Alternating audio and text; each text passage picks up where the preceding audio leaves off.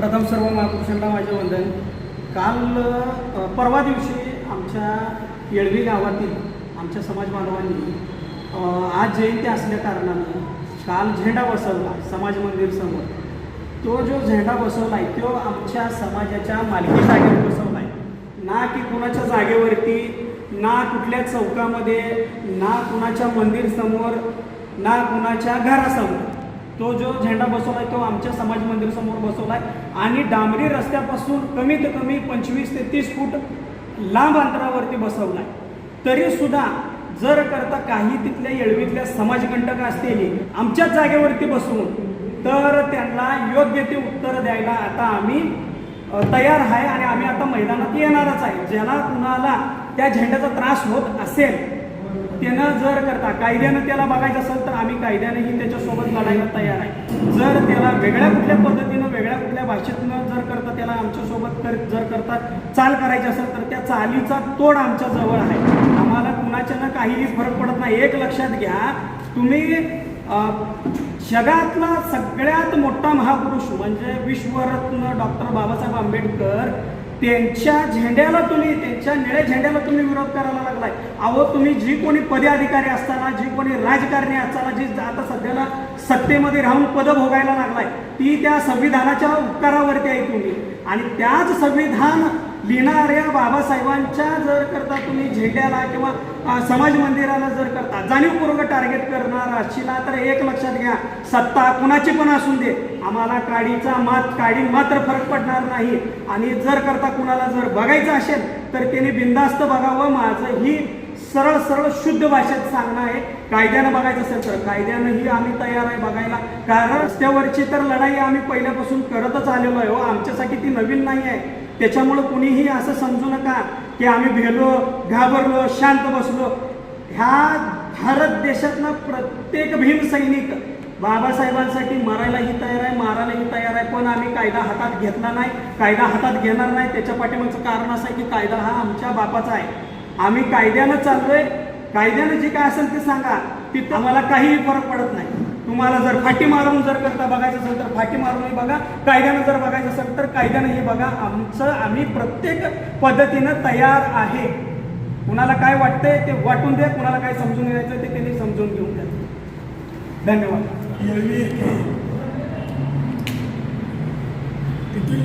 आमचे जे भीम सैनिक आहे, समाज बांधव आहे, तो समाज या ठिकाणी आंबेडकर जयंती आणि बुद्ध जयंती संयुक्तरित्या येळवी या ठिकाणी करणार आहे आणि त्याची पूर्वतयारी चालू होती.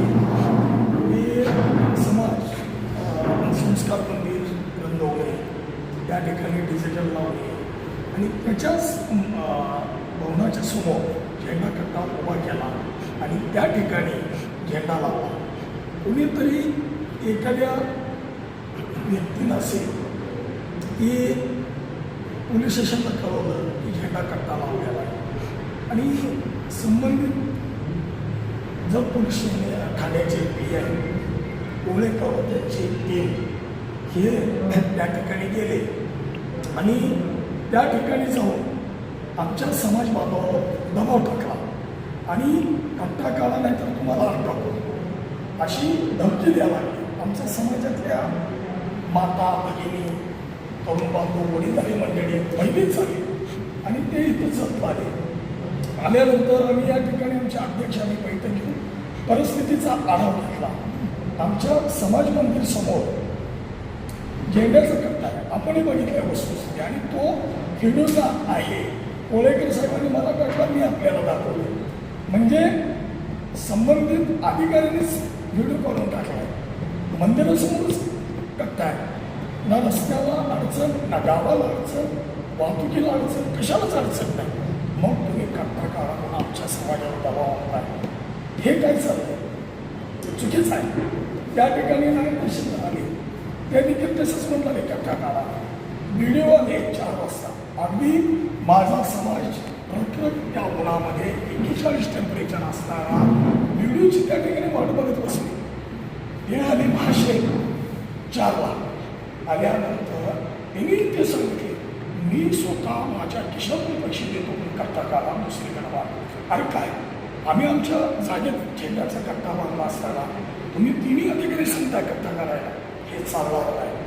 जर तालुक्यामध्ये ज्या ज्या ठिकाणी माझा झेंड्याचा कट्टा आहे, माझा वेगळा झेंडा आहे, कोणी जर हात लावण्याचा प्रयत्न केला तर जसं तसं प्रशासनाला उत्तर देऊ. आज माझा सर्व भीमसैनिक तालुक्यातील सर्व पक्ष नेते मंडळी या ठिकाणी आहेत. आम्ही ज्या ज्या ठिकाणी अन्याय त्यांच्या त्या ठिकाणी आम्ही सर्वजण त्या ठिकाणी जातो. आपल्याला माहीत असेल गरज या ठिकाणी असाच प्रकार घडला. त्या ठिकाणी तहसीलदार आमच्या समाजात लोक करताय, चाललंय काय? बाबासाहेब आंबेडकरांच्या कायद्यानं संविधानानं आम्ही जाणारे लोक आहोत. आम्ही जा दलित पॅंथरच्या स्टाईलने आम्ही सगळेजण रस्त्यावर उतरलो तर प्रत्येकी थोडी होईल. लक्षात ठेवा, आमच्या समाजावर कोणी दबाव आणण्याचा प्रयत्न करू नका.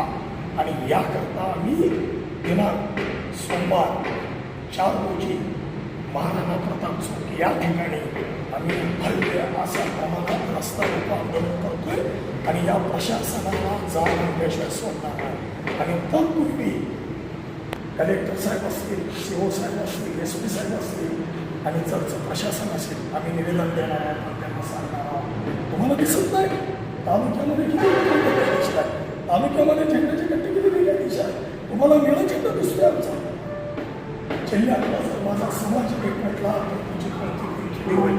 आणि म्हणून मी तालुक्यातल्या माझ्या सर्व भीम सैनिकांना, सर्व संघटनेला, सर्व माझ्या पक्षाला, म्हणजे माझे जे दलित संघटना आहेत त्यांना आवाहन करतो, विनंती करतो की तुम्ही येत्या सोमवारी सकाळी 11 वाजता महाराणा प्रताप चौक आपण आपल्या न्याय हक्कासाठी आपण रस्ता रोको करतोय.